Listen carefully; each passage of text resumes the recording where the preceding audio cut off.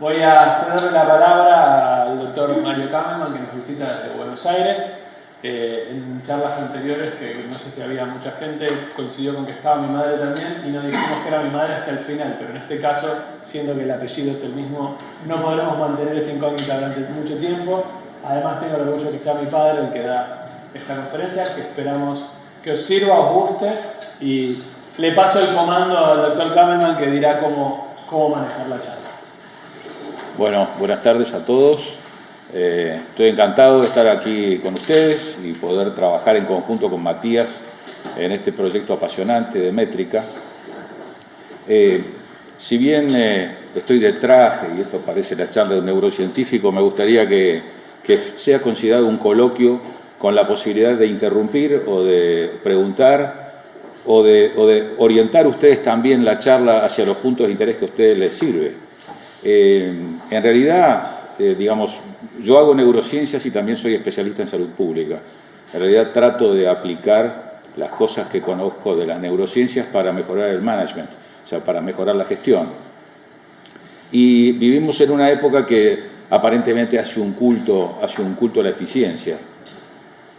Después, en el correr de la charla, de este coloquio, vamos a tener la oportunidad de analizar o de ver el precio que pagamos por ser la civilización que somos y por haber adaptado todo nuestro aparato psíquico y nuestra economía al servicio de la productividad y la eficiencia.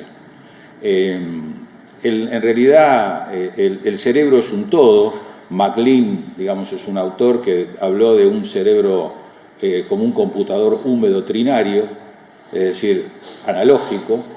El correr de la evolución transformó a nuestro cerebro, que es el comando de nuestras acciones, de nuestros sentimientos y de nuestra vida diaria, de nuestra vida de relación, en un comando triple que tiene un cerebro básico, reptil, que está en piloto automático, no nos tiene que preguntar si el latido del corazón se va a producir, si tenemos que respirar. Un cerebro intermedio, que es el cerebro de los mamíferos, que es el cerebro mesolímbico, que ustedes van a ver, vamos a repasar, porque tiene mucha importancia no solamente en la fabricación de las emociones, sino también en el conocimiento, porque es el que fabrica las emociones y las emociones le dan el enter, digamos, a la memoria. Es lo que permite que fijemos el recuerdo de algo aprendido. Y finalmente está el tope, digamos, de la escala zoológica, la corteza cerebral, que nos da parte de la corteza prefrontal y que es, digamos, es la parte del cerebro, el final, el corolario de esa evolución, que es lo que nos da la racionalidad, la posibilidad de tomar decisiones. Una cosa importante para tener en cuenta antes de empezar la charla: la mayor parte de las cosas que hacemos en la vida son en piloto automático y utilizamos una parte del cerebro que no tiene que pensar de verdad qué voy a hacer. Por ejemplo, ustedes cuando están manejando no tienen que preguntarle al cerebro, bueno, ¿ahora qué tengo que hacer? ¿Tengo que poner primera? ¿Tengo que poner segunda? O sea, la mayor parte de estas tareas, el 70% de las tareas diarias, son en piloto automático y las decisiones se toman en 300 milisegundos. Cuando tenemos que tomar una decisión de decir hacer A por B, son 6 segundos. Vamos a tratar de ver de qué manera este cerebro tan particular, este computador húmedo analógico, puede ser influido por algo tan increíble como es la música. Escuchar música con regularidad y continuamente está demostrado que es bueno para la salud. Y para los ejecutantes, para quienes somos músicos, además, tenemos la ventaja de tener una especie de inmunidad natural para la depresión y para poder mantener nuestro cerebro alejado de las enfermedades degenerativas. De hecho, hay un estudio final hecho en Helsinki, hecho sobre 48 músicos profesionales que, digamos, fueron interactuados con el concierto número 3 para violín de Mozart y vieron realmente el efecto increíble que tenía en los resultados de su performance vital. Por lo tanto, sabemos e inferimos que escuchar música con regularidad es muy bueno para la salud, porque aumenta la actividad de genes que están implicados en la secreción de dopamina. Ustedes saben que hay una serie de neurotransmisores que son los que regulan nuestra actividad psíquica. La dopamina, la serotonina, la noradrenalina. La noradrenalina seguramente ustedes la escuchan, que está relacionada con el manejo del estrés, el manejo del peligro. Pero todas estas hormonas o estos neurotransmisores, además de tener una función específica para ayudarnos en el escape, la huida o la adaptación, son además parte de una regulación química del cerebro. O sea, tenemos una parte de regulación que va por los cables, que son las neuronas, y una parte química, que son estos neurotransmisores.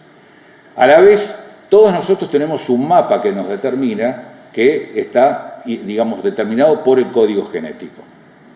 Estos genes, digamos, tienen la posibilidad de hacer que todas nuestras características se manifiesten, pero un estudio que se llama epigenética demuestra de que nosotros, con nuestras conductas, con nuestras costumbres o con el uso que hacemos de nuestra vida, podemos cambiar la manifestación de estos genes. Y la música viene siendo demostrada desde hace décadas ya de que puede cambiar la expresión de estos genes y por lo tanto nos puede cambiar la vida.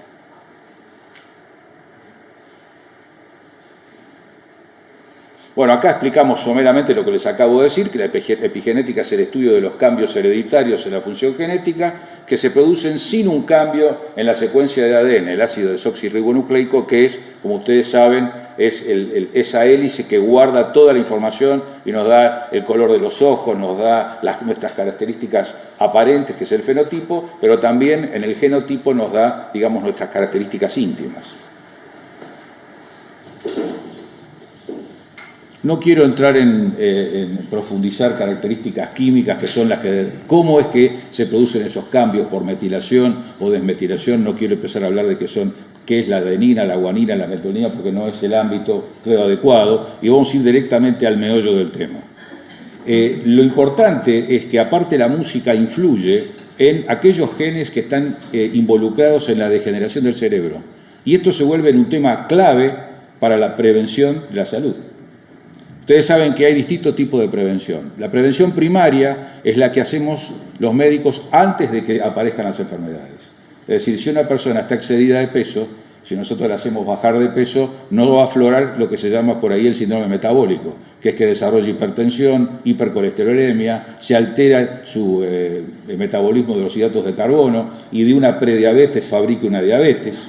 Entonces, actuando sobre prevención primaria, nosotros nos adelantamos a una predisposición y evitamos un mal mayor. La prevención secundaria, ¿cuál es? Es cuando ya una enfermedad ya está manifiesta y entonces actuamos en forma adecuada para prevenir que esa enfermedad no se complique más. Una cosa es que hagamos el diagnóstico de hipertensión o de hipercolesterolemia a una persona y logremos con una buena prevención secundaria dar una buena dieta, darle una estatina o darle un fármaco para la hipertensión y que además les aconsejemos que hagan ejercicio, porque hay fármacos que produce el ejercicio que no lo sustituye ninguna droga. Es más, produce drogas naturales, que son las endorfinas, que también son otros neurotransmisores que están en el cerebro, que también interactúa, como vamos a ver más adelante, en los efectos benéficos de la escucha musical, y esto es lo que determina que en esa prevención secundaria la enfermedad se circunscriba y que una hipertensión bien tratada no termine en una cardiopatía hipertensiva, por ejemplo, y la persona termine muriéndose del corazón o haciendo un accidente vascular encefálico porque no hicimos una buena prevención secundaria. La escucha musical tiene la característica de que puede ser muy buena como prevención primaria y puede ser muy buena como prevención secundaria. Es decir, escuchar música está demostrado desde el origen de los albores de la humanidad, principalmente de los últimos 50.000 años, y lo vamos a repasar aquí, la música es parte de una adaptación maravillosa que tiene el organismo humano para adaptarse y sobrevivir a la naturaleza. Y lo que sí tengamos en cuenta es que estos genes activados por la música en el cerebro humano son los mismos genes que están presentes en los pájaros cantores, que no tienen que hacer cursos de técnica vocal para cantar un aria de ópera. Naturalmente tienen su voz impostada y utilizan estos mismos genes que tenemos nosotros para poder cantar. Bueno, acá simplemente hago una apreciación concreta sobre la proteína alfa-nucleica relacionada con el riesgo de enfermar en el Parkinson y que contribuye a la vez esta proteína en el aprendizaje del canto en aves y humanos. Ahora, como les decía recién, hay un origen evolutivo en la percepción musical que explica los cambios que se producen a nivel íntimo en las moléculas con la musicoterapia. Y la resonancia magnética nuclear funcional, que es una fotografía increíble que permite ver no solamente cómo es el cerebro, como si lo estuviéramos viendo en la sala de disección, sino que nos permite verlo funcionalmente. Nos permite ver que las áreas del cerebro que están involucradas en el aprendizaje musical y en la percepción musical son justamente parte de ese cerebro mesolímbico de MacLean que les decía. Es el cerebro del mamífero, el cerebro intermedio, que está involucrado a través de estas estructuras que son el núcleo accumbens y, digamos, el área ventral temporal y la ínsula con las áreas que se llaman el cerebro de la recompensa. Esta trilogía y, digamos, la dopamina, la serotonina y también las sustancias opioides están relacionadas como cables y como química en un cerebro que tiene que ver con la sensación de recompensa. ¿Cuál es el efecto, digamos, en la prevención secundaria justamente del uso de la musicoterapia? Bueno, se ha demostrado que es muy importante en los pacientes que ya tienen, por ejemplo, una enfermedad y sobre quienes podemos hacer una buena prevención secundaria y también terciaria. La prevención terciaria es justamente trabajar sobre la rehabilitación, trabajar sobre mejorar algo que ya es inevitable. Lo que parecía inevitable en estos pacientes con enfermedades neurodegenerativas, justamente por todo este conocimiento que hemos logrado sobre la genética y sobre las enfermedades neurodegenerativas, nos permiten ver que la música prácticamente independiza la evolución del cerebro a través de la preservación de estas estructuras del cerebro mesolímbico, que en los músicos profesionales inclusive tienen una protección especial. Es como que lo ponen a salvo de la neurodegeneración cerebral. Es tan importante el uso de la música en los geriátricos y en estas instituciones que tienen a pacientes añosos ya y con enfermedades neurodegenerativas que baja hasta un 18% el costo sanitario en psicotrópicos y en distintas drogas para equilibrar la falta de felicidad o la falta de calidad de vida que tienen estos pacientes. Ahora, yo diría que este por ahí es el meollo de este intercambio. ¿Qué nos muestra, digamos, la ciencia actual respecto de la música, respecto del cerebro? Nos muestra que la música y la danza se han convertido en herramientas que han servido para generar un cerebro mejor. Se ha convertido en un laboratorio increíble para mejorar nuestra capacidad de resiliencia, nuestra capacidad de supervivencia, porque la música y la danza en realidad nos prepara para todo, nos prepara para la adversidad, nos prepara para el combate, nos prepara para la huida, nos prepara para el disfrute, o sea, se convierte en una suerte de vertebración de la evolución que le da al cerebro humano una ventaja increíble para poder sobrevivir en calidad. Por supuesto que a punto de partida de comprender esto, vamos viendo que desde la música común hasta, digamos, la variación tonal y rítmica, que inclusive abarca distintas zonas del cerebro, como lo vamos a ver ahora, ha mejorado las propiedades de atención y las funciones ejecutivas del cerebro. Entonces, este es un poco el resumen de distintos autores que les explican por qué la humanidad escucha música desde el inicio de los tiempos y cómo ha impactado en los distintos estratos de la vida humana. La música es una dinámica de la emoción humana. La transmisión de la emoción es la esencia de la música como fenómeno existencial. Por eso se explica que distintas poblaciones en distintos puntos geográficos del globo tienen a la música como el vehículo de su vida emocional y afectiva. Y se relaciona, como ustedes lo saben, vivencialmente, la escucha de la música con fuertes emociones positivas y placenteras, acompañadas inclusive de respuestas físicas recordadas. Nosotros por ahí podemos recordar una música y en el momento de que nos enamoramos de nuestra pareja, en el momento que nació un hijo, en el momento que tuvimos un logro en la vida o a lo mejor un momento de tristeza. Entonces el cerebro puede correlacionar la escucha de la música con distintas vivencias, inclusive con reacciones del organismo como consecuencia de estas emociones. Ahí ven ustedes, digamos, cuál puede ser el impacto en los distintos lóbulos cerebrales del ritmo, la tonalidad y las letras. No voy a hacer, digamos, una detención especial en qué pasa con el lóbulo frontal, temporal, parietal y occipital. Sí les digo de que la música prácticamente abarca todo el cerebro, abarca la corteza y abarca ese cerebro mesolímbico que les contaba al principio de la charla. También podemos decir de que no solamente la escucha musical activa, como pasa en los músicos profesionales, impacta, digamos, en el resultado de la calidad de vida. También la música escuchada pasivamente ha demostrado que cambia el flujo cerebral, cambia, digamos, justamente el disparo de estos transmisores y mejora en una especie de ecualización del cerebro. La música se convierte en un neuroecualizador, digamos, de la calidad de vida. Por eso no hace falta ser músicos profesionales para tener los beneficios de la escucha musical. Todos nosotros podemos tener beneficios como consecuencia de la escucha musical. Bueno, hablábamos entonces digamos, de la epigenética y por qué entonces pensamos de que un contacto con la música puede tener un resultado importante en la prevención primaria y secundaria de las enfermedades y en generar un entorno adecuado en la calidad de vida, digamos, tanto en la juventud como en la tercera edad. Hoy en día estábamos leyendo con Matías un autor que es Byung-Chul Han, que es el autor, de, entre otros libros, de La Sociedad del Cansancio. Hoy en día tenemos una vida muy particular, estamos prácticamente ya, no tenemos una lucha inmunológica entre opuestos, no tenemos fulano contra mengano, el amigo contra el enemigo. Esa sociedad, digamos, inmunológica de opuestos se fue desdibujando después de la Guerra Fría. Hoy en realidad tenemos una sociedad de hiperpositividades, y en donde el Homo sapiens se ha transformado en Homo laborans. Estamos prácticamente sumergidos en el trabajo y prácticamente todo lo que nos rodea tiene que ver con mejorar nuestra eficiencia.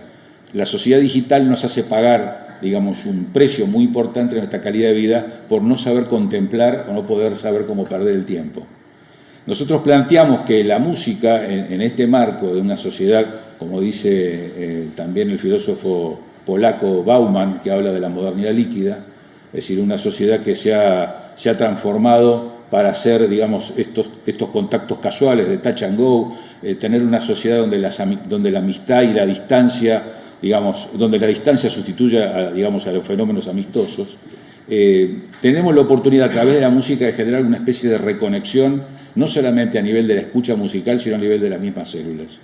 Y ahí me gustaría por ahí después interactuar con Matías en ver de qué manera la calidad del sonido y el sonido binaural puede impactar no solamente en la escucha musical, sino también, digamos, en cada una de las células.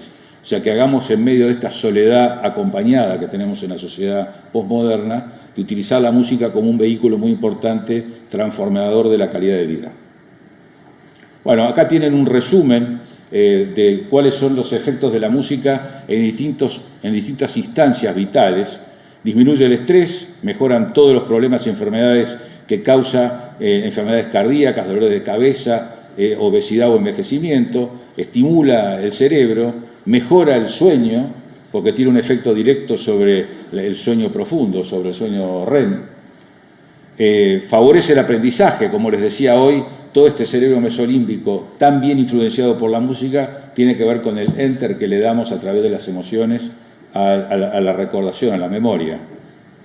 Tiene un efecto benéfico sobre la depresión también, porque actúa sobre el metabolismo cerebral que tiene que ver a través de sus neurotransmisores con la depresión. Aumenta el rendimiento del ejercicio, cualquiera de ustedes sabe empíricamente cómo lo saca la escucha musical durante el ejercicio del aburrimiento, de la repetitividad, digamos, de determinados ejercicios, o de caminar, o de correr. O sea, el escuchar música se convierte en un beneficio para poder tolerar el ejercicio, y el ejercicio es un tema clave para prevención de la obesidad y para prevención del síndrome metabólico, incluido la hipertensión, la diabetes y lo demás. Por más medicamentos que tomemos, si no hacemos ejercicio, esas enfermedades que son las llamadas enfermedades de civilización no mejoran. Por supuesto que también tienen... Sí. Yo una vez escuché que que la música cuando la escuchas, después se vuelve a repetir, el cerebro vuelve a hacer la misma función aunque no la estés escuchando. Así es. ¿Eso es real? Eso es real, exactamente. Porque además, digamos, se genera, digamos, cuando se genera una reiteración no solamente de la música, sino de los efectos que te produjo la música. Hay una rememoración también de los efectos positivos que tuvo en tu emoción o en tu aparato afectivo la recordación de esa música. Aparte, está demostrado que la reiteración de la música tiene una importancia fundamental en ese efecto benéfico. La repetición, la reiteración.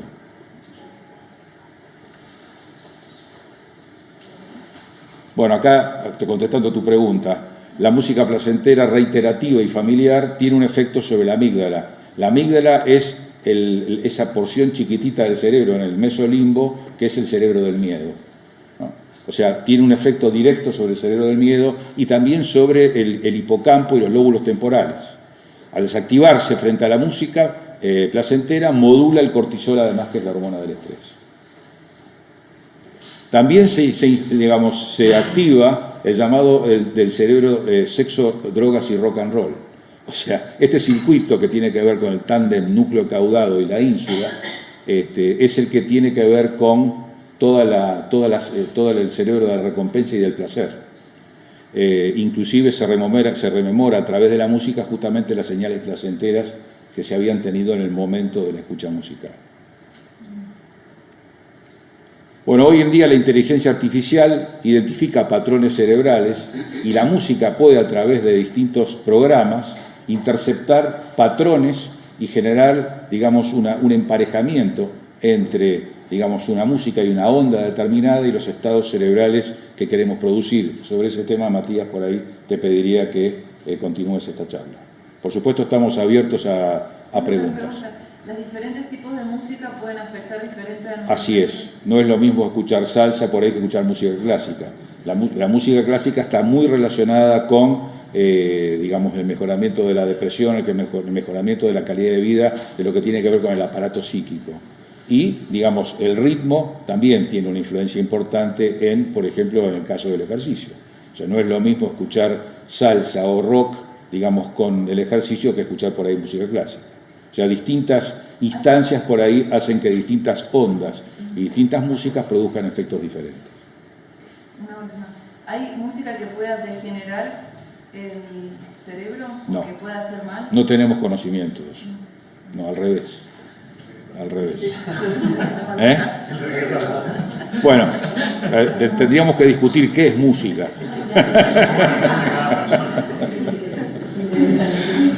Bueno.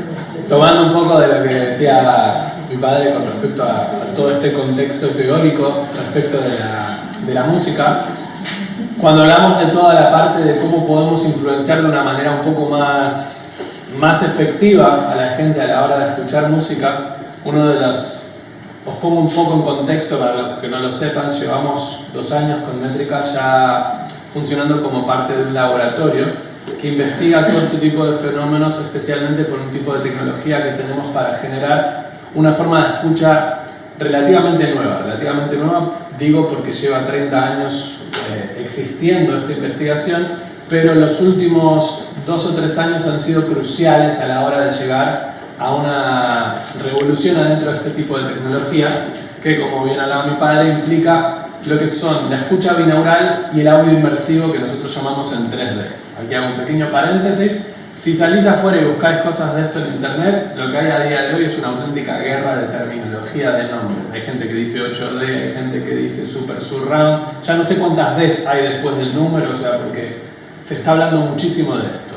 Principalmente porque tiene una propiedad fundamental, que es la de la posibilidad de espacializar el sonido de una manera que no se había podido hacer nunca antes. Y vamos a entender ahora por qué digo que esto es importante. Como ven en esta diapositiva, y mi padre hablaba antes de lo que son las ondas binaurales, que no es lo mismo que la escucha binaural, y hago ahora esta diferenciación. La escucha binaural es básicamente la escucha real humana. El ser humano no escucha en estéreo, es decir, el planteo estéreo significa una escucha frontal de 2 puntos en concreto.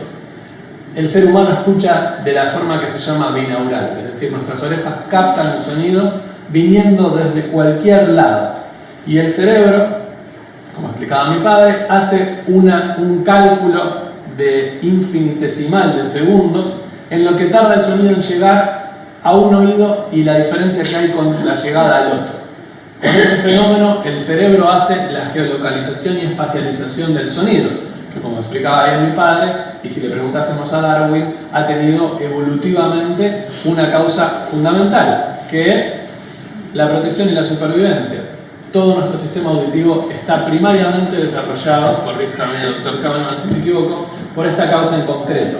Tan es así que es el único sentido que cuando dormimos incluso profundamente sigue activo. Es el sistema de alarma más importante que tiene el cerebro. No solo eso, sino que es el primer sentido que desarrolla el feto humano dentro de la panza del bebé. El bebé, hay variación de quienes dicen en qué mes o qué no, pero básicamente podríamos decir que a partir del tercer mes el bebé tiene completamente desarrollado el sistema auditivo. Con lo cual, es un sistema que adentro de nuestro cerebro tiene una función muy importante. Explicando, si volviéramos a una de las diapositivas que mostraban el cerebro en concreto, el oído en concreto, no la escucha en general, que como explicaba mi padre activa todo el cerebro, el oído está directamente ligado con toda la parte de lo que llamábamos el cerebro reptil. Por eso es tan importante, porque viaja directamente el impulso del sonido a toda nuestra parte emocional, ¿vale? Con este contexto que hemos montado entre mi padre y yo, hace 2 años cuando empezamos a investigar las posibilidades de cómo podíamos ayudar aún más al ser humano con este tipo de tecnología que tenemos, y ahora van a ver por qué es tan importante, de movimiento, una de las primeras barreras con las que topamos fue con un poco la pregunta que hacía Paz antes. La escucha musical, como dice mi padre, siempre es buena y es beneficiosa, pero es subjetiva. No a todo el mundo le gusta la misma música y por ende no va a generar el mismo tipo de emociones. Cuando estamos hablando de, por ejemplo, generar tranquilidad o relajación, hay gente como Germán que probablemente se relaje con Slipknot, ¿vale? Que es una banda de heavy metal súper dura. Y hay mucha otra gente que la pondrá súper nerviosa, ¿vale? Y se pondrá súper violenta. Con lo cual, la música de por sí no es relajante o no es alegre o bonita o es triste. Es verdad que hay ciertas tonalidades que pueden generar un grado más genérico de aceptación de que son bonitas, de que son alegres, de que son tranquilas, pero no nos permite desarrollar un estándar que nos permita hacer un patrón. Y cuando hablamos del lado de la ciencia necesitamos siempre tener un patrón que se repita, no podemos estar ligados solamente a la subjetividad. Entonces nos preguntábamos en ese momento cómo hacíamos para sortear este factor subjetivo que tiene la música para, por ejemplo, que fue uno de los primeros temas en los que nos interesamos, ayudar a la gente a dormir. Porque dentro de las cosas que explicaba mi padre recién, hay una parte fundamental dentro de todos los problemas que podamos tener que tiene muchísimo que ver con la regulación que el cerebro hace durante el sueño. De hecho, concretamente, cuando el cerebro entra en las fases de sueño profundo, que son las fases 3 y 4, es donde se libera toda la neuroquímica necesaria para que nuestro cuerpo se regenere, a nivel neurológico, a nivel celular, incluso a nivel muscular. Todo el proceso regenerativo se da por órdenes del cerebro en esas fases, 3 y 4 del sueño. ¿Qué pasa? Volver por a las ondas binaurales. El cerebro emite unas ondas eléctricas que nosotros podemos estudiar y se llevan estudiando no sé cuántos años, que seguramente mi padre nos podrá decir, pero son muchos. Ya sabemos muchísimo de las ondas que el cerebro emite y de estas fases que se asocian, por ejemplo, con las etapas de sueño. De hecho, las etapas de vigilia se asocian con un tipo de ondas que se llaman beta y gamma, que es cuando estamos despiertos y es nuestra actividad cerebral. Las etapas de sueño, las ligeras, se dividen en alfa, que muchos hemos escuchado que alguien entra en alfa. De hecho, hay alfa incluso no estando dormido, en ese momento en el cual nos estamos a punto de quedar dormidos y peleamos contra los ojos, el encefalograma ya muestra alfa, ¿vale? Las de transición entre sueño ligero y sueño profundo, que serían las ondas teta, y las ondas más bajas de todas, que son las delta, que es donde a día de hoy se sabe que es donde pasa el proceso de regeneración más importante del cerebro, es decir, cuando se emiten las órdenes de regeneración. Si se llega a ver, Todas estas ondas que se llaman binaurales, que no tienen nada que ver con la forma de escucha, por eso se hace mucha confusión muchas veces, están por debajo de los 20 hercios, es decir, van desde los 0,1 a los 18 hercios. Si no lo sabíais, el cerebro humano registra información sonora, que podríamos decir escucha, hasta 20 hercios, no escucha más abajo. Con lo cual todas estas ondas están fuera del rango audible del ser humano. Con lo cual cuando nosotros buscábamos una manera de ayudar a la gente, por ejemplo a dormir, fuimos conscientes de que no le podíamos hacer escuchar estas ondas. Teníamos que buscar alguna manera para poder lograr que el cerebro percibiera este tipo de movimiento. Ahora hago un pequeño inciso científico. Los hercios son ciclos por segundo, ¿vale? Un ciclo significa que es una cosa que se repite. Puede ser logarítmico, puede ser exponencial, puede ser circunferencial, puede ser lo que sea, mientras se repita con un patrón constante, ¿vale? Con la tecnología que tenemos en métrica podemos generar, porque tenemos una disposición en una sala de 26 altavoces y 3 subwoofers que logran formar alrededor nuestro una esfera completa. Y como les decía, hace 30 años que se está investigando sobre el sonido espacializado o espacial, pero recién ahora somos capaces de tener una esfera completa, es decir, que no hay ningún tipo de agujero en el movimiento. El cerebro, el doctor Kahneman les podrá explicar cuándo se descubrió este fenómeno, hace un fenómeno que se llama emparejamiento. De hecho, como les explicaba, desde los árboles de la humanidad lo venimos haciendo. Si alguno de ustedes ha aprendido música, el cerebro aprende música por emparejamiento. Cuando aprendemos a cantar, lo que estamos haciendo es emparejarnos a lo que canta el maestro, el profesor, el compañero. Hay muchos estudios hechos empíricamente de este tipo de emparejamiento simple que se llama, cuando por ejemplo se ponen adentro de un coro de gente principiante, se suele poner refuerzos en las voces de gente que son cantantes profesionales. ¿Por qué? Porque al final los cantantes que tienen menos experiencia, si el cantante profesional mantiene el tono, se terminan emparejando el tono. Esto pasa sin que lo pensemos. Como decía mi padre, es parte del proceso inconsciente. Hay más estudios que se han hecho de esto, incluso si nos pusiéramos todos a hacer palmas, por ejemplo, y hubiera alguien que coordina las palmas, a pesar de que haya gente que tenga menos capacidad de mantener el ritmo sola, al final todos nos terminaríamos acompasando y emparejando. Bien, el cerebro hace esto con todo, con cualquier tipo de onda, eléctrica, electromagnética, sonora, lumínica. El cerebro si está expuesto durante un tiempo determinado, que esto es parte de lo que hay que probar y estamos en ello haciendo las investigaciones pertinentes, el cerebro acaba emparejándose. Con lo cual, si nosotros aquí en métrica ponemos, por ejemplo, a circular alrededor nuestro un sonido audible y perceptible y lo hacemos dar vueltas a, por ejemplo, 2 vueltas por segundo, estaríamos diciéndole al cerebro que interprete una onda delta. ¿Vale? Las ondas delta van de 0,1 a 2. A 3 hercios. Con lo cual, podríamos lograr que una persona que, por ejemplo, tiene dificultades para dormir o entrar en sueño profundo, solo por el hecho de estar expuestos a esto, consiga conciliar el sueño. Bien, no hace falta tener una instalación de 26.3 como tenemos en métrica, porque a día de hoy sería muy caro para todos y sería difícil tenerlo en casa.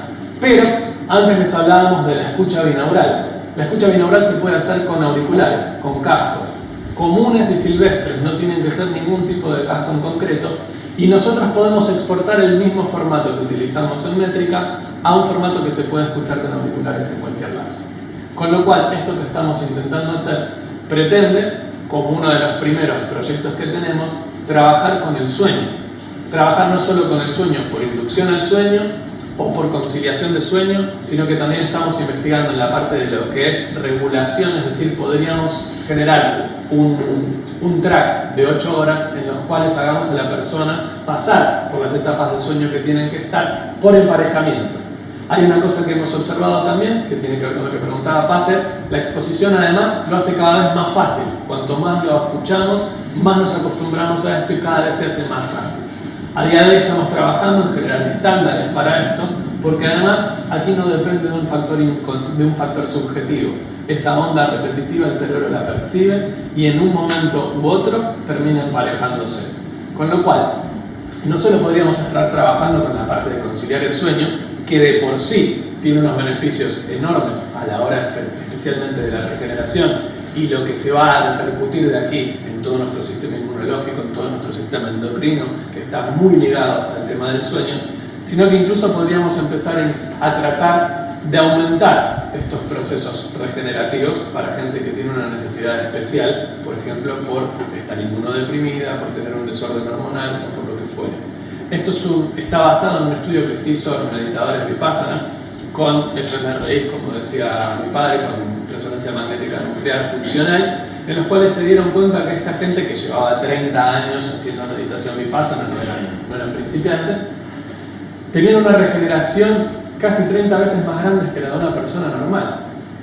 Y no solo eso, sino que observaron y pudieron ligar a que eso probablemente se debía a que pasaban en predominancia de ondas delta de 3 a 4 horas durante la meditación. Piensen esto, cuando una persona normal, sana, duerme, cuando entra en el proceso de regeneración con predominancia de ondas deltas, son 3 a 15 minutos cada 4 horas.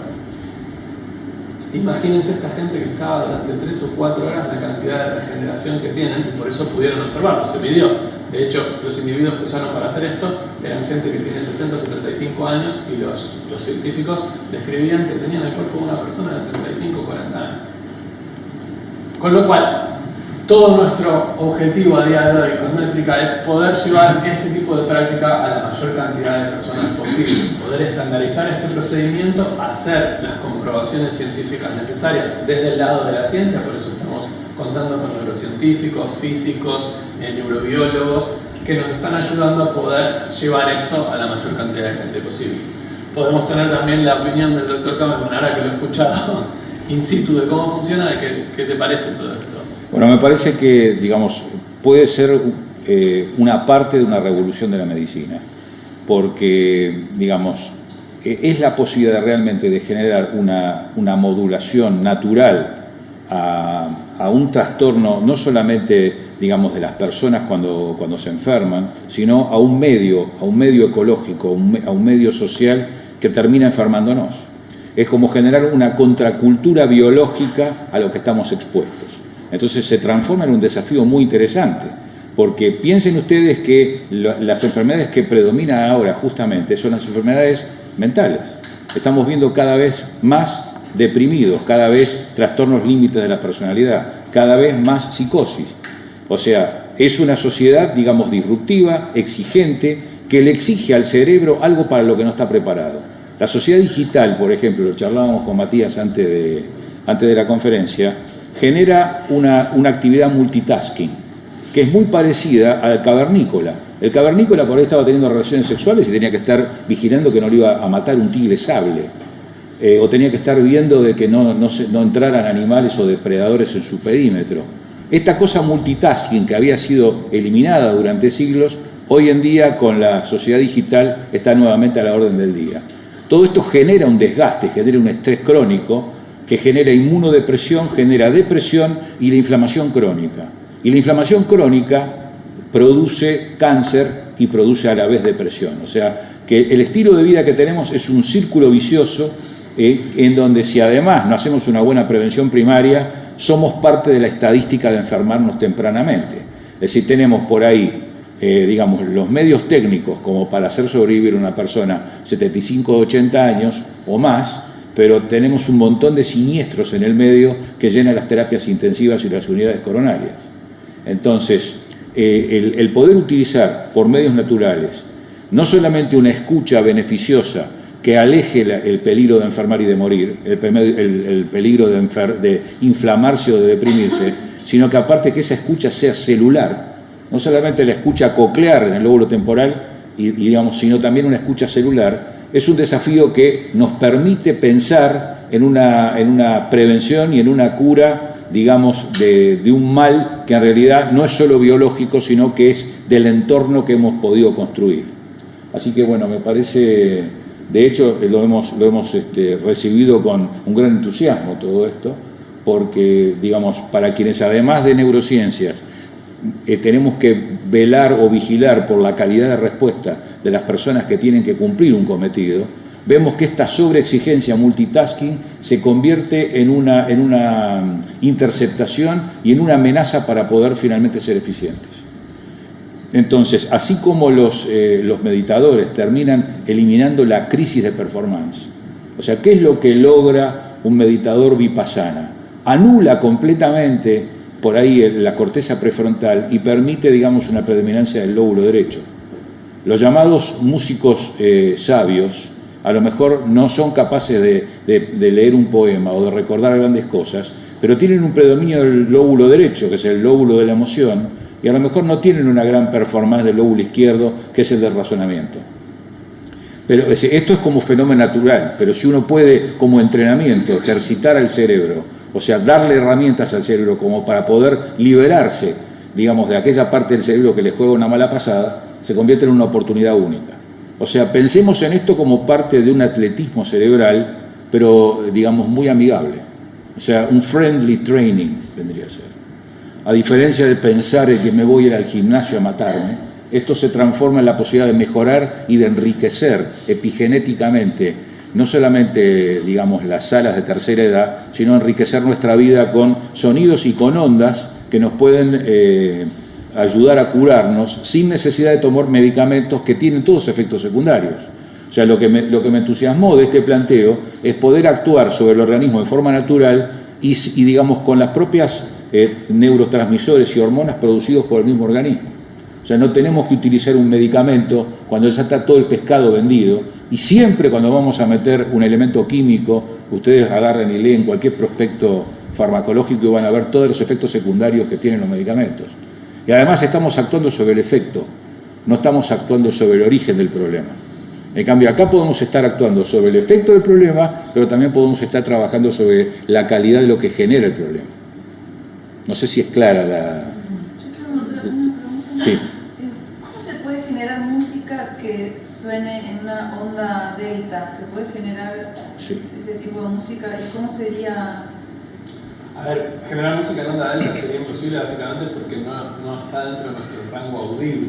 Como música... No como música, pero sí como onda. Como onda es lo que estábamos explicando. Nosotros lo que podemos hacer no es solamente generar este tipo de onda para que el cerebro la perciba y se pueda emparejar, sino la podemos mezclar con música. Es decir, vos podrías componer música como la que haces y a la vez incluir este tipo de sonidos que nosotros podemos poner que implican movimiento, es decir, tendrías que escucharlo. Que no suenan. Sí, tiene que sonar, tiene que haber un mínimo de percepción. Ahora mismo una de las cosas que tenemos que trabajar es en dónde estamos en la parte de investigación. Al final esto también tiene un tipo de cuenta de dosis, es decir, nosotros necesitamos saber qué tipo de exposición necesitamos para que haya un emparejamiento concreto. Como les explicaba antes, para nosotros poder entrar adentro del mundo de la ciencia es muy empírica y muy fáctica. Te dice si A más B, entonces C, y no hay a lo mejor, no, si A más B, entonces C. Entonces nosotros tenemos que poder estandarizar un procedimiento en el cual A puede ser entre 0 y 10, B puede ser entre 20 y 30, o sea, hay un margen. Pero tenemos que poder decir, por ejemplo, qué dosis necesitamos poner para que tu cerebro realmente llegue al emparejamiento en qué tiempo X. Es decir, nosotros vamos a tener que poder decir que a tu canción, si vos querés que la gente tenga el beneficio de un emparejamiento a delta, escuche a X volumen esta onda durante X cantidad de tiempo, ¿vale? Para poder demostrar que hay emparejamiento en un tiempo concreto, es decir, que pudiéramos dar una dosis como la de un medicamento. Como decía mi padre, de un medicamento que no es invasivo, porque no estamos poniendo ningún tipo de química extra en el cuerpo, no te estamos tocando, no estamos haciendo nada, más que convencer a tu cerebro de que se pase una fase que él hace naturalmente. Con lo cual, él va a segregar la neuroquímica que necesite para este efecto. Es decir, música en delta no vas a poder hacer, ni en alfa tampoco, porque abajo de 20 no se escucha nada.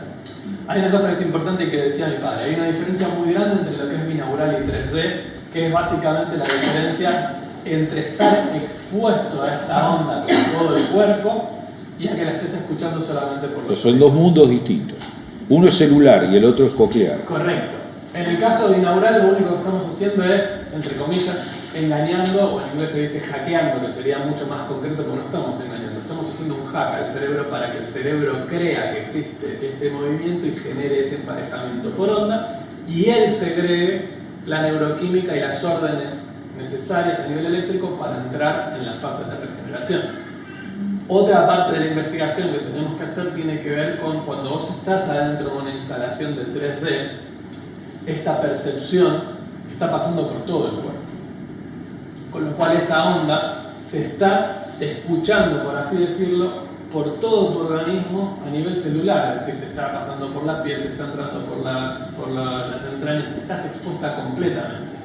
Evidentemente la dosis es muchísimo más alta y en este caso no hay ese engaño al cerebro para percibir este movimiento. Este movimiento está, con lo cual lo estás percibiendo con toda la parte celular del cuerpo. Evidentemente es un estudio muchísimo más complejo y más difícil y estamos evidentemente en ello, muy avanzados porque, como ha pasado con mi padre, que no ha sido solo porque sea mi padre que le interesó, es un neurocientífico consagrado, cuando le planteamos todo este tipo de cosas, incluso con colegas de ellos, dijeron, esto es muy interesante. Miren esto, por ejemplo, hoy en día sabemos que existen patrones de aprendizaje automático que identifican patrones de cerebro con Alzheimer.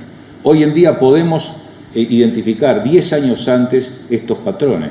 Imagínense la importancia que puede tener la música, digamos, de poder emparejar, digamos, estos cerebros y lograr evitar o demorar la posibilidad de desarrollar estos males. Entonces, de verdad se convierte un medio físico, porque la onda es un medio físico, se convierte en un fármaco natural y lo que Métrica está encarando es justamente armar digamos, el laboratorio.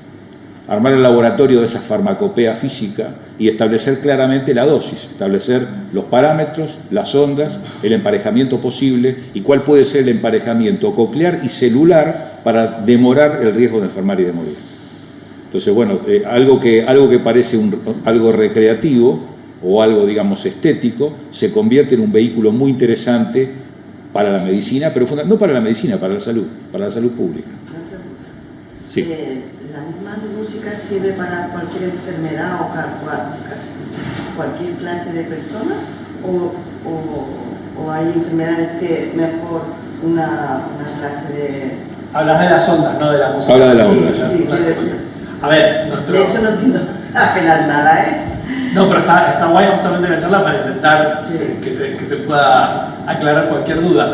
En el tema de ondas, todos nuestros cerebros, en lo que son las fases de sueño, por ejemplo, en las fases de vigilia, el encefalograma es muy similar. Las ondas son únicas, es decir, las ondas delta son ondas delta entre 0,1 y 3 hercios, contando con que todos los decimales importan.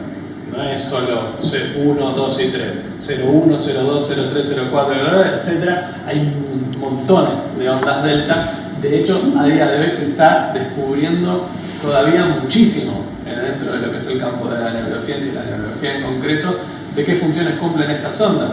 Sin meternos muy fuerte, porque es uno de los campos de experiencia de mi padre, pero que no era básicamente lo que vamos a hablar ahora, a día de hoy se sabe, por ejemplo, que aparecen ondas delta en el encefalograma en toma de decisiones profundas.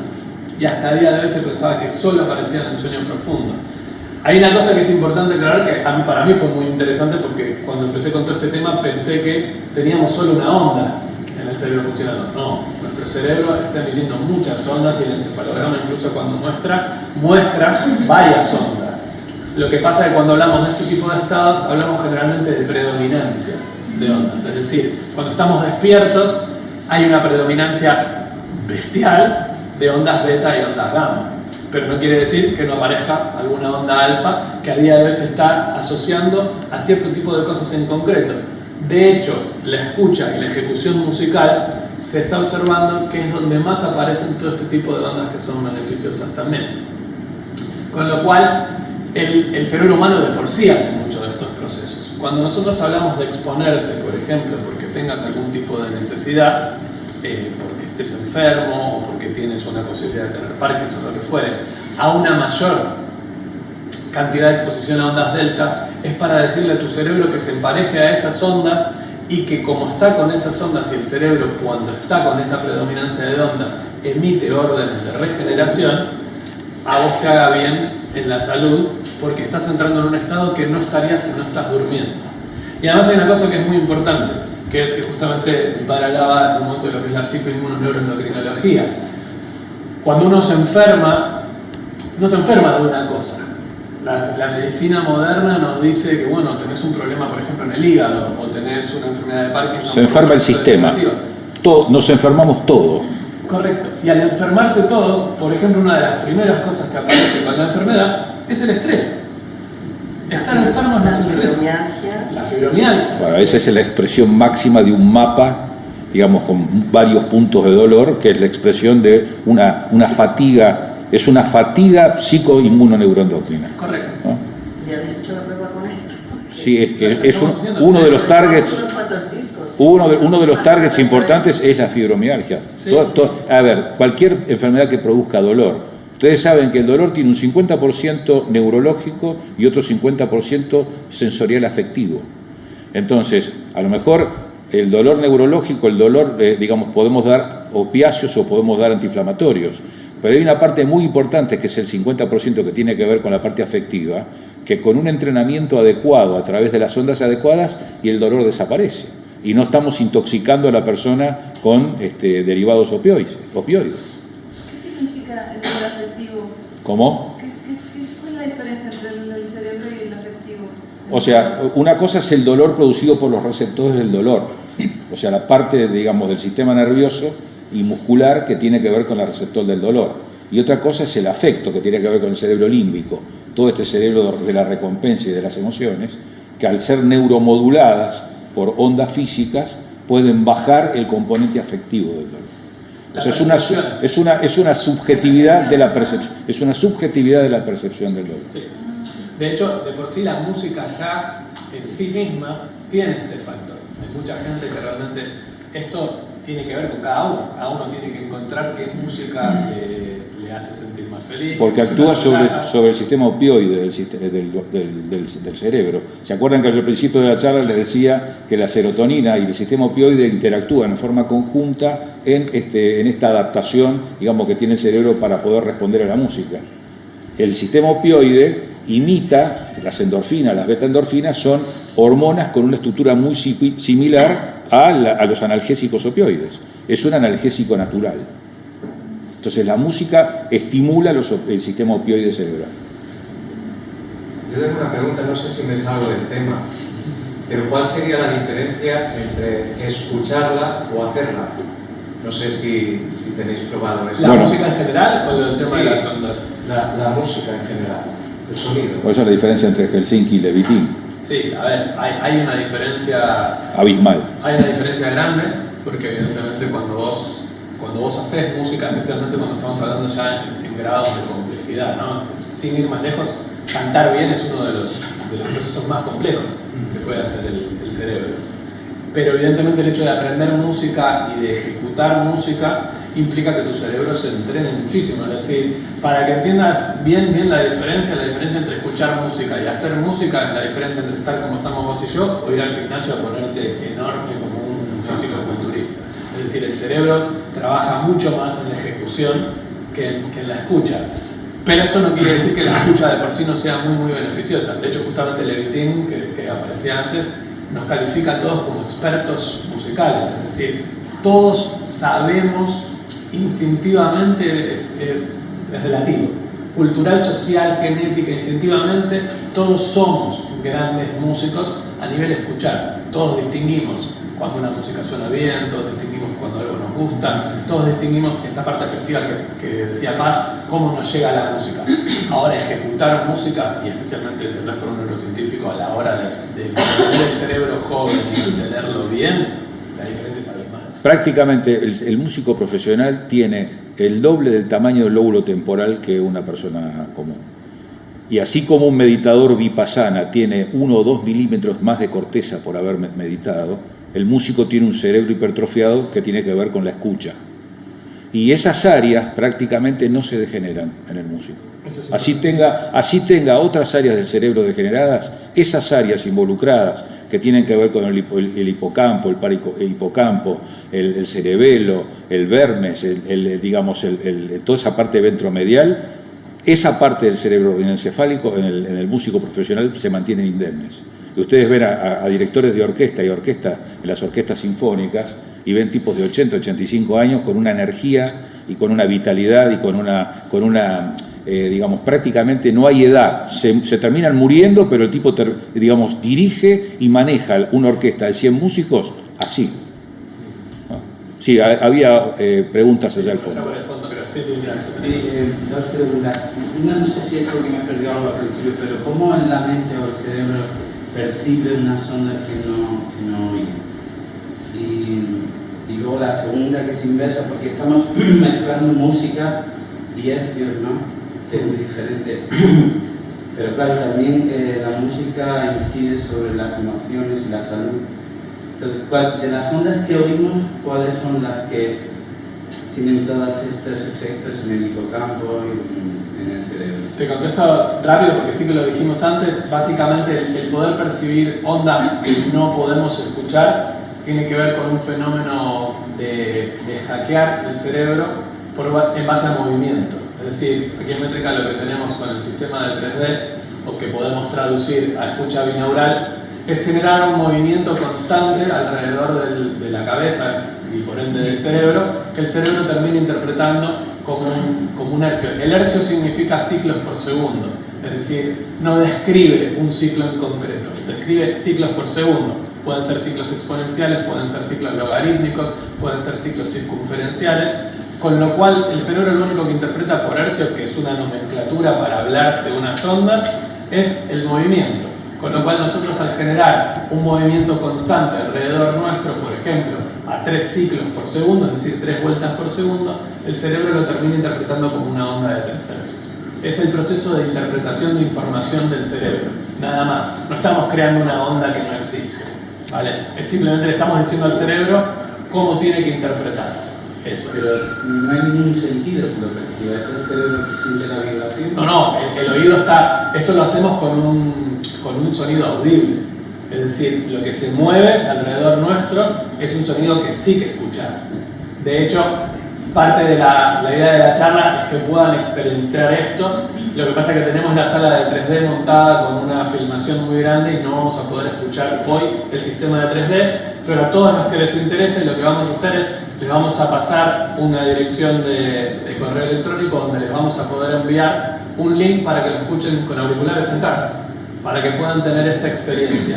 Y un poco con lo que preguntabas, las frecuencias que pueden ser beneficiosas a nivel sonoro, es decir, y que podemos escuchar, es un campo que nosotros desde Métrica por ahora hemos dejado aparcado. No estamos diciendo que no lo vamos a tocar, ni que nos vamos a meter con él o no, pero sí que sobre este campo en concreto hay poca información científica concluyente, ¿vale? Cuando digo esto muchas veces se arman líos porque entonces es cierto o no es cierto. Partamos de la base que la ciencia hay muchas cosas que no puede explicar y no por eso no son verdaderas o no son ciertas. De hecho, un fenómeno que me encantaría hablar en algún momento también con mis padres, el placebo es una cosa maravillosa. Es decir, todo esto que se habla a día de hoy de que tenemos el poder en nuestra mente de curarnos de todo, es verdad. Lo que nosotros estamos haciendo es eso, estamos diciéndole al cerebro que entre en una neuroquímica en concreto para generar lo que necesitas para curarte. Perdón, hay un placebo mortal, que es, hay gente que tiene diagnóstico de cáncer y les han dicho, ¿sabe qué? Deje su vida y vaya a otro lado. Cortan todos los medicamentos y viven 15 años más. Es decir, cuando uno cuenta esto, dice, pero ¿cómo puede ser posible? O sea, cuando el hecho de enfermar significa toda la carga que tenemos nosotros, toda nuestra carga genética y nuestra interacción con el medio, los mandatos que tenemos, las cosas que producen una retroalimentación negativa continua, que producen, hoy en día sabemos que producen inflamación crónica.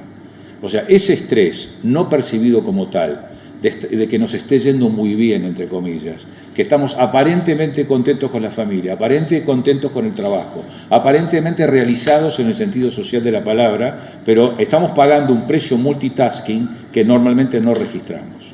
Ahora, el hipotálamo, que a la vez está relacionado con el resto de la encrucijada mesolímbica del cerebro, está encargado, por ejemplo, del área inmunológica. Y a lo mejor, si le medimos los glóbulos blancos a esos felices cuerdos, vamos a ver que tienen sus glóbulos blancos bajos y están expuestos a enfermedades que terminan matándolos. O sea, que terminan fabricando un cáncer o que terminan fabricando una enfermedad degenerativa. Entonces, veo en todo esto en que finalmente un smartphone o una música determinada pueda generar ondas físicas que puedan interceptar, digamos, a través de la música esa especie de atentado de vivir en la época digital. O sea, vivir en la época digital nos da un montón de ventajas, pero nos pone de vuelta al borde de la pérdida de la libertad de un cavernícola, que tiene que estar pendiente mientras está disfrutando de un momento de placer de que no se lo coma un bicho. O sea, hoy en día ese bicho a lo mejor no es tan agresivo como un tigre sable, o no es el miembro de otra caverna que viene a una disputa territorial, pero es el mismo hecho de la propia esclavitud, autoesclavitud, de querer cumplir con todo lo que tenemos que cumplir, con un cerebro que no ha tenido tiempo antropológico de poder adaptarse a ese nivel de exigencia. Entonces, me apasiona la idea de poder generar un shortcut, o sea, poder generar, por ejemplo, establecer un patrón entre una modalidad determinada de una onda física y que esto intercepte y empareje a través de un algoritmo el hecho de despertar o no una enfermedad. ¿Entienden? Si entienden esto que les acabo de decir, entienden el meollo del desafío. ¿Es claro? Sí. Yo tengo una pregunta de la calidad de la música, porque no es lo mismo oír la música por el fondo que tener unos cascos muy buenos donde se percibe la música de otra manera, como los Beatles cuando hicieron el White Album con el Number 9, que esto me impactó mucho en el entonces, y ahora con el sistema 3D que es incluso mayor que eso, si es importante la relación o el tiempo de escucha de la música en relación de la calidad. A ver, evidentemente, como explicábamos antes, lo que necesitamos comprobar con la escucha de ondas binaurales en concreto, siempre la exposición es un factor determinante. Como todo, la calidad del producto que estés escuchando, en este caso música, o de la onda, la calidad de los altavoces, la calidad de los auriculares, el tiempo de escucha, el volumen, ¿vale? O sea, vamos a englobarlo todo esto adentro de lo que sería el concepto de dosis en un fármaco a la exposición, en el caso de una onda de música. Todo eso es un factor determinante siempre. Si vos escuchás música que te da placer todo el día, a ver, hay que distinguir adentro de lo que es la musicoterapia, por ejemplo, distinguimos mucho lo que es la escucha activa y la escucha pasiva. Una cosa es ponerse música de fondo y ir tirando, y otra cosa es sentarse a escuchar. Como músico, o sea, habiendo hecho la carrera de conservatorio y la carrera de arte, o sea, dos carreras muy exigentes, clásicas y de jazz, el tiempo que yo he dedicado a escuchar música, a sentarme a escuchar y meterme dentro de la música, analizarla, entender todo lo que pasa, ver todos los factores, independientemente de que me guste más o menos lo que estoy escuchando, implica que tengo toda mi atención puesta en esto, y evidentemente el impacto que tenga esa música va a ser muchísimo mayor. De hecho, una cosa que, por ejemplo, me entristece mucho como músico, además profesional, y que vivo de la música, es la modernidad ha perdido casi por completo la capacidad de escuchar una obra completa. Y no estoy hablando de una sinfonía de 45 minutos. La gente ya no escucha discos enteros. En general, tenemos acceso a Spotify y todas estas cosas, escuchamos una canción y hay que ver quién la deja hasta el final. En realidad no escuchamos, no leemos, o sea, no hacemos nada de lo que de verdad completa un ciclo que antes se relacionaba claramente con la felicidad. Antes el hombre, digamos, padecía la falta de tiempo por ser esclavo del trabajo para no poder disfrutar del arte. El arte no es otra cosa que una adaptación maravillosa para ecualizar el cerebro. Todas las manifestaciones artísticas, no solamente la música, digamos, la pintura, la escultura, la arquitectura, todas ellas son una alimentación y una ecualización, digamos, a través de la belleza estética del peligro de estar vivo o de la adaptación del estar vivo. La música probablemente es la más abstracta de todas ellas, pero también es la que tiene la posibilidad, justamente a través de ondas, de ser emparejado. O sea, me resulta muy difícil emparejar un tono de Cézanne o de un desafío planteado por Guernica de Picasso. Es decir, puedo a lo mejor relacionarlo con un estado particular, pero no tengo la posibilidad de reiterarlo esto a través de un algoritmo. En cambio, a través de la música y de su abstracción, puedo, digamos, emparejar justamente a través de un algoritmo descubierto a través de la investigación científica y emparejar, digamos, una onda determinada musical con un resultado. un resultado esperado. Reiterarlo, repetirlo, comprobarlo y entregárselo a otro como un resultado terapéutico. ¿Es claro? Yo tengo otra pregunta. Venga, creo que Juan fue más rápido. A ver, sí. Bueno, es una pregunta que puede parecer tramposa, es para el doctor, pero no lo es. Me ha creado la duda. Antes has dicho que no hay música que dañe el cerebro. Evidentemente no hay que definir música porque sí hay sonidos que lo dañan, ¿no? Bueno, ahí cuando hablamos de trauma acústico hablamos de determinada cantidad de decibeles por encima de una cantidad de 100 decibeles. Bueno, ahí se produce un trauma acústico. Pero digamos, ahí el daño es un daño concreto al órgano de Corti, digamos, ¿no? Pero obviamente estamos hablando de música, o sea, armonía con ritmo, ¿no? O sea, ahí lo que estaría dañando al oído sería, digamos, la intensidad del sonido. Ahí habría un trauma, una destrucción, digamos, hay una vulneración, digamos, de una tolerancia que por encima de determinada cantidad de decibeles produce un trauma. A veces arañar un cristal no es el volumen es muy alto, pero produce una sensación muy desagradable, ¿no? Este sonido que produce entera, pero bueno, no quiero perder tiempo en eso. No, pero eso Juanfran, es un fenómeno psicoacústico que es muy común. Hay cierto tipo de frecuencias que de por sí que son más molestas, especialmente cuando te empezás a acercar mucho al pico de audición. El pico de audición humano está en los 20 hercios abajo y en los 20.000 arriba. Cuanto más te acercás a los 20.000, independientemente del volumen, empieza a ser cada vez más molesto. Te puedes morir inclusive. Sí, bueno. Tanto dolor o explosión. Sí. Sí, bueno, puede ser. Explotando un tímpano, sí, pero ahí estás hablando de una cosa física que está pasando y no es exacto. Claro, pero ahí estás hablando de trauma. Claro. Estás hablando, digamos, de intensidades y de trauma. Sí. Y ahí, independientemente de la frecuencia en concreto, el volumen es determinante. Ahí es fundamental el volumen. De hecho, el ejemplo clásico del cantante de ópera que rompe una copa de cristal con la voz. 120 decibeles, digamos, un cantante de ópera cuando da un do de pecho, un do agudo, un tenor, son 120 decibeles y eso es lo que rompe la copa, ¿no? Y la frecuencia que está emitiendo, que evidentemente es bastante aguda. Pero bueno, estamos hablando de música en este caso, ¿no? Estamos hablando de música, no de sonidos, no de ruido.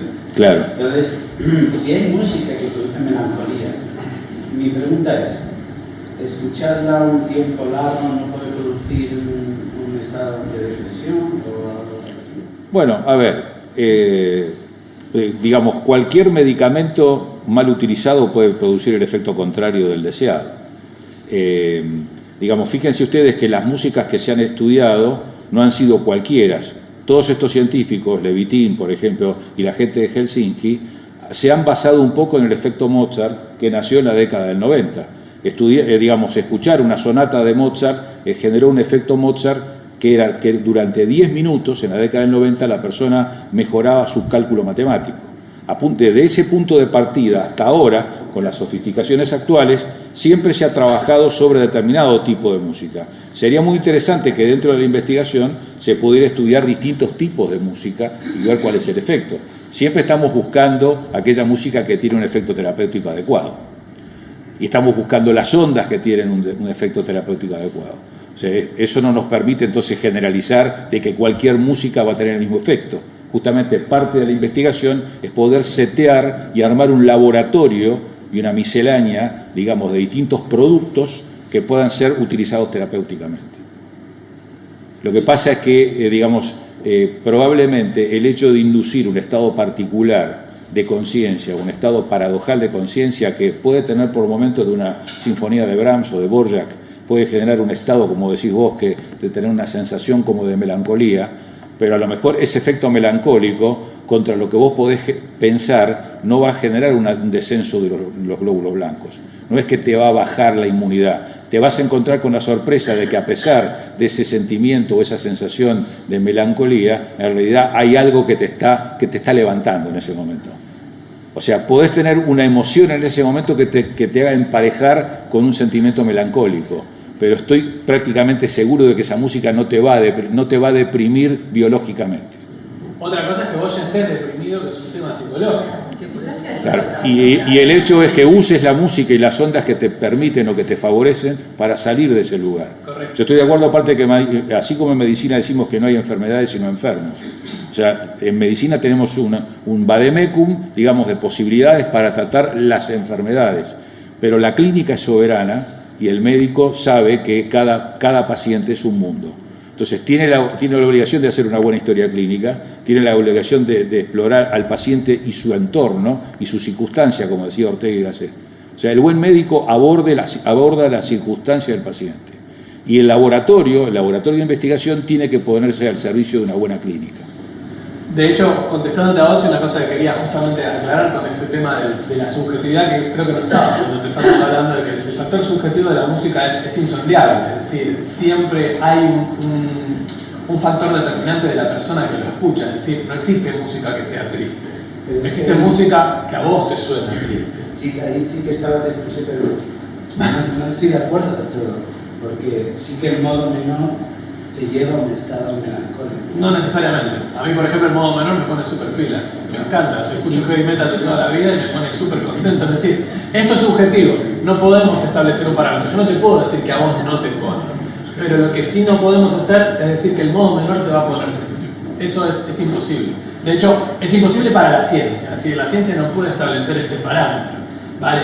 De hecho, justamente lo que quería decir, una de las cosas que más me gustó desde cuando empecé a estudiar el máster en musicoterapia, es cómo plantea la musicoterapia las propiedades terapéuticas de la música que no nos enseñan en ningún lado. Es decir, la musicoterapia debería ser un aprendizaje obligatorio para todos desde el jardín de infantes. Y hay un ejercicio que es súper fácil, que se los recomiendo muchísimo, porque de hecho es parte de lo que sería el trabajo con un musicoterapeuta, que es hacerse lo que se llama un ISO en musicoterapia, es decir, una carta de identidad de quién soy musicalmente. Lo resumo y lo hago muy fácil. ¿Qué música me pone contento? Canción, exacta. Si soy capaz incluso de decir, es que además es, en mi caso, el solo de Steve Vai en la canción de Whitesnake de tal vez, de ese minuto, para mí es la gloria. Perfecto. Ir identificando esto. Poder identificar, ¿hay alguna canción que me pone triste en concreto? Que cuando la escucho siempre me da esa congoja de tal. Perfecto. Una vez que podemos ir haciendo todo esto, hay un ejercicio posterior que sería el terapéutico, que es decir, vale, voy a intentar acordarme por qué. Porque no existe para la ciencia que esa música te haga sentir así porque sí. Eso está ligado a un montón de factores vivenciales que vos tuviste en la vida que hacen que esa música en concreto pase. Esto es tan así que, contestando a lo que vos planteabas, fíjate cómo está estudiado empíricamente por las religiones el uso de las tonalidades menores en el canto gregoriano y también en las religiones monoteístas del Medio Oriente, que utilizan tonalidades menores, los hayanín, digamos, en el judaísmo, y también los muhaidines y los imanes en el canto árabe.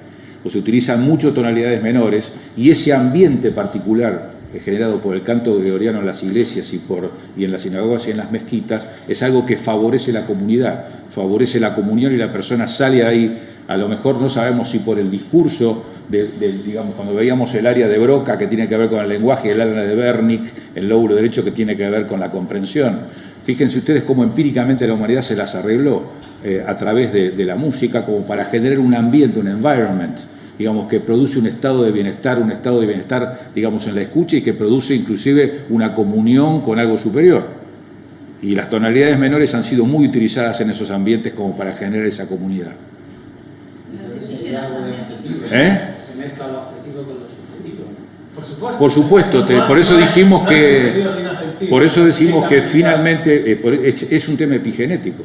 Hablábamos de la importancia de la epigenética y decimos que en la epigenética actúan factores culturales y del medio ecológico que terminan influyendo y cambiando la genética. Es decir, el cambio es epigenético si es momentáneo, pero si vos tenés un estímulo continuo, se producen cambios que son transmisibles después de padres a hijos.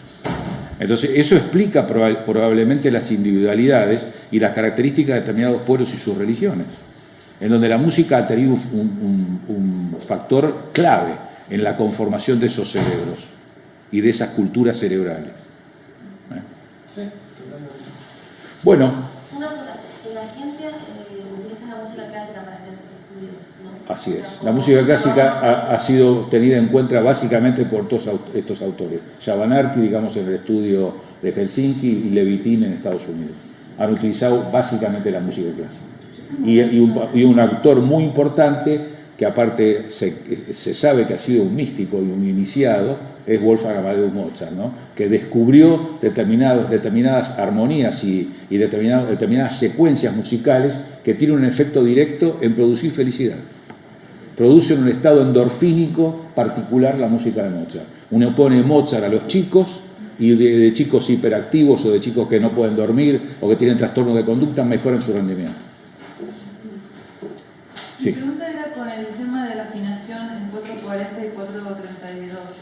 ¿Eso afecta a algo? No, quizás no tiene nada que ver, Sí. pero... Sí, bueno, hay inclusive hasta interpretaciones diabólicas sobre el tema de afinar por arriba del 440. O sea, ustedes saben que la mayor parte de las orquestas hoy en día tienen un efecto más brillante. Yo mismo soy violinista y nos hacían afinar en 441 y 442. Digamos, yo es decir, noto que así subjetivamente que la nota, que la interpretación es más brillante, pero... Sí, la verdad es que de todo esto, que es un debate que está súper en auge, súper, realmente está bastante poco documentado, por no decir mal documentado, porque no hay un principio real, a pesar de que mucha gente cree que fue como los nazis, que se puso la función de 440, no existe eso. Es decir, de hecho, Hertz, que estamos hablando tanto de los hercios, tiene menos de 100 años, es decir, cuando hablas con un director de orquesta o un arreglador clásico, que aquí tuvimos por ejemplo la suerte de tener a Claudio Ianni, que es un ganador de Oscars y Goyas, arreglador, le preguntamos justamente eso y dice, hace 100 años la orquesta afinaba con el concertino, venía, tiraba la, y vamos muchachos para adelante, y se quejaba el de la tuba, decir, subime un poquito que no llego con el do. No había una afinación en 432 o en 437 o 4... afinaban en lo que quedaba cómodo a la mayoría de los instrumentos. Después, con la aparición de la definición de hercios y la posibilidad de medir los hercios, se empezó a buscar una estandarización. Pero es que no tiene nada que ver tocar instrumentos de madera en Ibiza, en Barcelona o en Helsinki. La humedad es determinante. De hecho, si no fuera por la humedad no existirían los metales como los saxos y todo esto, porque en los países nórdicos se les rompían las maderas. Entonces, atribuir una propiedad tan categórica al 440, al 432 es complicado. Que hay gente mala y seguro que quiere utilizar alguna cosa en concreto para molestar, sí, pero yo creo que en esta parte en concreto ahí es creencia, esto no lo puedo demostrar ni nada. El factor subjetivo funciona de todas las maneras, igual que el placebo. Vos para que algo te haga mal, tenés que creer. Te la tenés que creer. Sí, yo no creo que el 440 es malo, pero quiero saber si afecta en algo a todo esto que estamos hablando de la sanación de la música. Que yo sepa no está demostrado. Físicamente al final, ¿qué variación hay? Estás hablando de 8 hercios de diferencia a nivel frecuencias, que cuando además agarrás una nota, acá me pongo muy técnico, pero vos cuando escuchás una nota, un do, no estás escuchando un do aislado. Tu cerebro lo que está haciendo es la interpretación multitímbrica de toda la secuencia armónica con esa nota, de la cual la predominancia es el do que vos registrás, pero estás escuchando el do por la octava, el sol por encima. Si tienen experiencia con instrumentos, de hecho, por ejemplo, en el piano, vos tocas la tecla y pones la mano arriba de la cuerda en un determinado lado y en vez de escuchar ese do, estás escuchando otro armónico. En la guitarra es igual, en el traste 12 pasás a la octava de todas las notas. No estás cambiando nada, simplemente estás haciendo percibir otra frecuencia. Cuando haces la suma de todos los armónicos posibles adentro de una canción en 432 y 440, la diferencia es muy poca. O sea, a nivel medicinal no afecta tanto, o sea, no está comprobado. Ni, no hay manera de comprobarlo. No hay algo. Lo que dicen es que es el mismo timbre que la naturaleza, o sea, no sé si han analizado las. Esto creo que Juan Fernández preguntó algo y claro, en internet hay gente que tiene frecuencias de resonancia que se llaman de todos los órganos del cuerpo. Decime cómo metieron un micrófono que sea capaz de sacar esa vibración en concreto dentro del cuerpo para hacer esa determinación de cuando preguntas esto nadie sabe. Dicen los místicos, dicen a nivel científico no se sostiene. A nivel científico lo que estamos buscando concretamente es poder comprobar a través de este emparejamiento estos algoritmos que estamos planteando y que una persona a lo mejor desde una app pueda tener, digamos, ese nexo entre un sonido determinado con una calidad adecuada, como planteaban en el fondo, y que esto, digamos, permita alejarlo de la posibilidad de un peligro. de un peligro degenerativo o de sacarlo de una mala onda, de una mala situación psicológica. Es decir, es nada más y nada menos que eso. En cuanto a lo demás, a lo de 4, porque como te decía, hay hasta interpretaciones místicas del tema de la afinación fuera del 440. Sí, de hecho esto podríamos hablar un poco de lo que decía Juanfran, es decir, a nivel lo que son las escalas y los modos griegos, los romanos incluso tenían categóricamente explicado qué escala te iba a poner feliz, qué escala, incluso en lo que es la música egipcia, está determinado cierto tipo de cantos en concreto para cierto tipo de dolencias. Claro, eso y ha sido utilizado por religiones monoteístas después, ¿no? Por eso yo decía, no son casualidades el canto gregoriano y el canto, digamos, del acompañamiento religioso en tonalidades menores. O sea, pero a nivel científico a día de hoy solo funciona por placebo, es decir, vos tendrías que ser egipcio, criado en esa cultura, con esos valores, para realmente creer que eso te funciona y poder ver un resultado, porque lo que se probó en sociedades modernas no cambió nada. Con lo cual hay todo un proceso de contexto generalizado en el cual todas estas cosas se pueden dar, pero vos tenés que ser parte. Y quizás cambio genético en la música, porque digamos, eso empezó siendo epigenético al comienzo, pero cuando se hace siglos, digamos, se producen cambios genéticos en donde esa música está pegada con una cultura y está pegada con una forma de ver las cosas, está pegado con una forma afectiva de respuesta frente a la realidad o frente a los hechos. Es claro, esto es importante entender. Claro. De nuevo, lo que decíamos antes, que la ciencia de hoy no lo explique no significa que en ese momento no pueda ser cierto, pero como nosotros adentro de la misión que tenemos es poder realmente llegar a la mayor cantidad de gente posible con lo que intentamos hacer, la única manera de que se acepte esto adentro del mundo general es que la ciencia pueda observar este fenómeno y decir, esto pasa. Entonces hay que entrar adentro de los cánones, por eso no nos metemos en este tipo de si realmente hacemos la música en 440 o 432, ¿verdad? De hecho, fíjate que para que nosotros podamos poner la onda delta siempre está entre 0, 1 y 3. Afines en lo que afines. Claro, por eso. Entonces, con lo cual, a nosotros en ese caso no nos afecta. Que vos quieras hacer tu música en 432 para que nosotros le pongamos esto, perfecto, genial. No va a cambiar en nada lo que nosotros podemos hacer. Si encima vos podés llegar a gente que cree realmente que escuchar música en 432 le va a hacer mejor, mejor. Vamos a ir muchísimo más rápido. De hecho, lo que nosotros planteamos hacer con estas frecuencias en concreto, los links que les vamos a pasar para que lo puedan escuchar, están adentro de música. Porque si solo pusiéramos la onda dando vueltas, es un poco molesto si no estás acostumbrado. De nuevo vuelvo a dosis, pero es mucho más efectivo.